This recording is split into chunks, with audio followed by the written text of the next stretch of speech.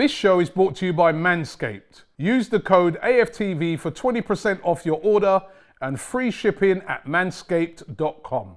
AFTV, Mo, I want to find out first of all, are you one of these fans that are like, actually, great, it was only 1-0, we didn't get smashed to pieces, we didn't lose 3-0, 3-1, 4, or I want you, a fan that is looking on it and say, no, I'm still upset, even though it was a 1-0 defeat. Robbie, because there have been some fans today that are literally saying, well, you know what, at least we didn't get smashed. Robbie, listen, out of all of the people you speak to about Arsenal, yeah, that you know have been following the club since, you know, for a decade or more and have been there in the good times and all that sort of stuff, have you ever heard me accept or be happy with a defeat, especially at home? Yeah, I don't know. I didn't think, but I need to be checking today because there's fans that are saying, at least we didn't get 3, at least we didn't get 4. It wasn't as bad as, you know what I mean? Because I'm very upset with the performance. Yeah, I didn't think we laid a glove, but I'm trying to look. I always make this point that, you know, it's been tough times at Arsenal, you know, for quite a while now. Yeah, we've chucked in a few FA Cups, but throughout all of that, for me, mentally, the standards do not drop. You can watch every single interview I've ever done. When people talk about what's an acceptable season, it's a case of top 4 and a trophy. That's just it for me with Arsenal Football Club. That's a minimum expectation. I do not let my standards drop. At 1-0 down, I was thinking to myself, well, we came back against Barca and won. That's my mentality. I'm never, ever going to accept, you know, a defeat. Even if it's away from home against the toughest opposition, you always try and make something happen. You know, Greece won the Euros, Leicester won a league. You know, there's been some crazy upsets in football. We can go and beat Man City at home, for God's sake. And so that question... Did we try to beat them? I mean, was there enough there for you? Or did it seem to you that we were content to maybe just get away without a battering? Because it seemed that way at times. Yeah, there wasn't enough belief. There wasn't enough desire. To me, when I was looking at the game, I just looked at the players and I thought, it seems to me like you don't believe you can get something out of the game. And that's what I found, you know, a little bit frustrating because, you know, in football, right, sometimes you'll see teams that you think, oh, you get so much luck. Like maybe Man United are a good example. You kind of think, oh, you're so lucky. But the reason why they're in a position to benefit from the luck is because generally there's a culture where they believe that they're going to get something. You know, they believe they're going to get the penalty. It's almost like, you know, that law of attraction sort of mentality. And for me, I'll give you one example in today's game where I felt like it was an indication to me that the players didn't expect that ball was going to come back to them, the ball was going to break to them. And it was when... I think Bukayo Saka tried to play the ball to Pepe on the right wing, and it got cut off. And then it broke back to Saka, and he tried to play it again. Now, Pepe had already made the first run, and now he was in an offside position. Now it's bounced back to Saka, but Pepe isn't thinking, no, I can still get this. It can still break for us. You know, he wasn't thinking positively. So by the time Saka tried to play the ball back to him, he was offside. And it was just that I thought to myself, when you're playing opposition, you know you're better than, and you expect to get the rub of the green, you probably do those things to make sure that you're in the right position and all of that sort of stuff. And I saw too much of that today where I didn't see true belief from the team that we were actually going to get something out of the game. And for that reason, I'm very disappointed because horrible start to the game, but actually I thought we did okay in terms of not conceding glaring chances or anything. Clearly, Man City are a great team. But the game was there for us to go and sneak something out of, whether it was, you know, a draw, a win, whatever. But I would like to have seen more ambition, and I would have liked us to have committed more forward and either lose 2-0 or go and draw 1-1 at least. So, yeah, I am disappointed, Robbie. Yeah, it's another defeat. I think Lee Judges earlier was making the point that Mikel Arteta was probably a lucky guy that there are no fans this season. Yeah. Would fans be putting up with the amount of losses? I mean, I know it's Man City and it's hard to be overcritical of the team because they are such a good side.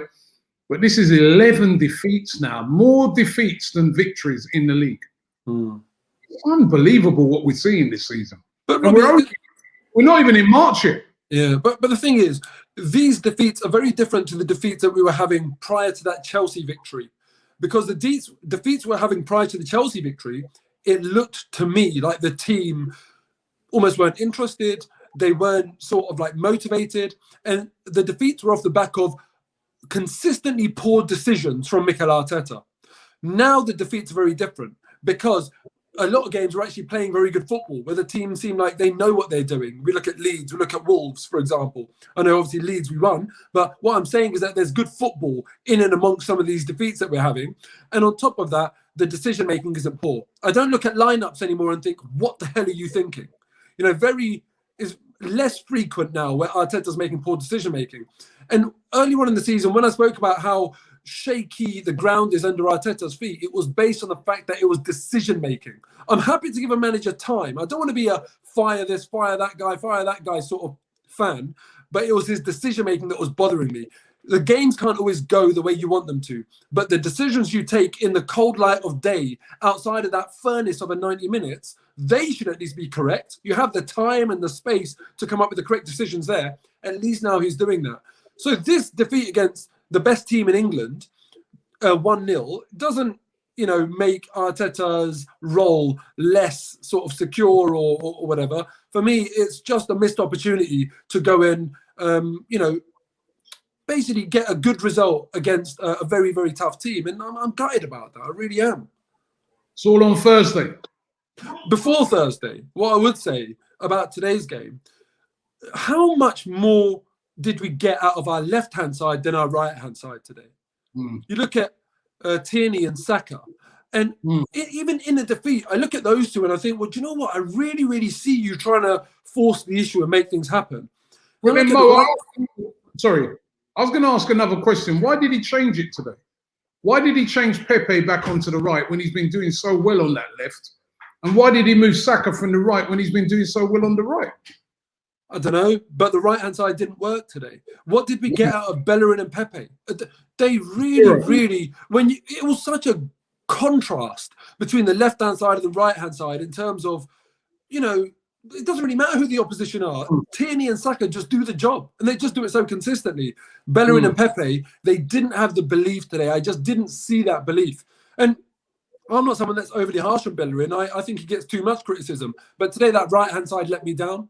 But no one let me down today more than Aubameyang. I really felt as though his performance today, you know, he should be embarrassed about that performance. He's one of the best centre forwards in football. He's one of the best centre forwards out there. John Stones and Diaz today had it easy. I always, how many times have I asked you this question this season, Robbie? What was Aubameyang's highlight? There was no highlight. That's unacceptable. But again, is this where, again, maybe the manager should have switched it up a bit? Because we all know that Aubameyang's not going to be the guy who's going to hold the ball up. But he's got to do better than that. Robbie, he's got to do better than that. He's got to do better, and I agree with you, but it's not one of his strengths. So you've got Lacazette, where that is one of his strengths. Should we have got him on earlier? These sort of things. I mean, I don't know if he was maybe holding back, just his eyes are on Thursday. That's the impression I got, because I'm like, I didn't see like we're really, really trying to win this game.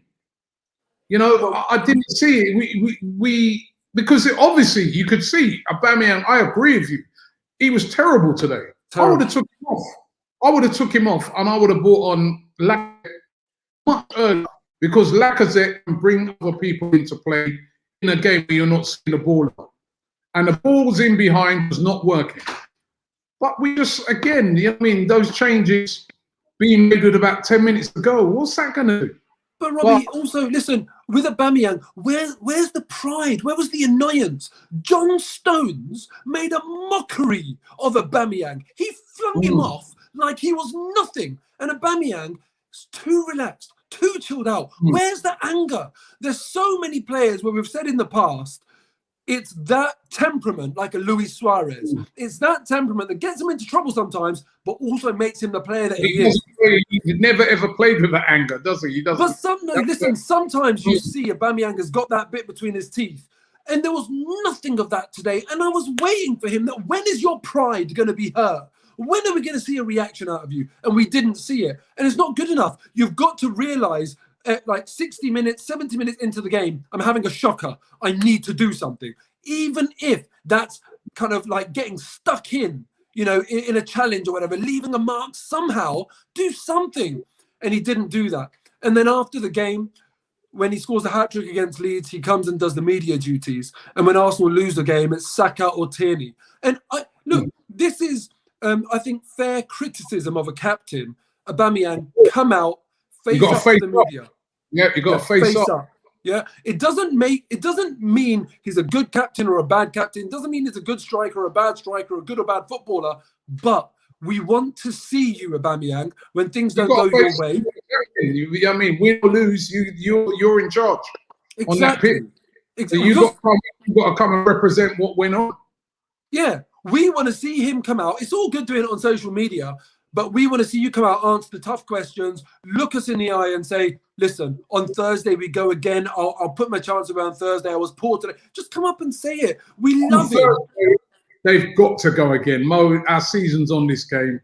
Are you confident we can get a win? Yeah, I am. I am confident we're getting a win. From what I saw of Benfica, and listen, Man City are a very, very tough team. Benfica are nowhere near that level. And, you know, Man City stifle teams. Benfica don't have the ability, in my opinion, to stifle Arsenal. So I do think we'll have a lot more joy. But I want to see more of Aubameyang, you know. And I always expect to see Aubameyang deliver because generally he has. But I think it's fair enough to ask from our captain to show us a little bit more and to face up in difficult times, because we went on a very bad spell this year and I didn't see anything of him. And then you kind of see him when it goes well. So what I want to see of Aubameyang is I want to see him perform on Thursday, and whether we win or lose, I want to see him in front of the cameras and, you know, face up, take responsibility. But listen, I'm hopeful that we do something on Thursday, because if we don't, our season is done.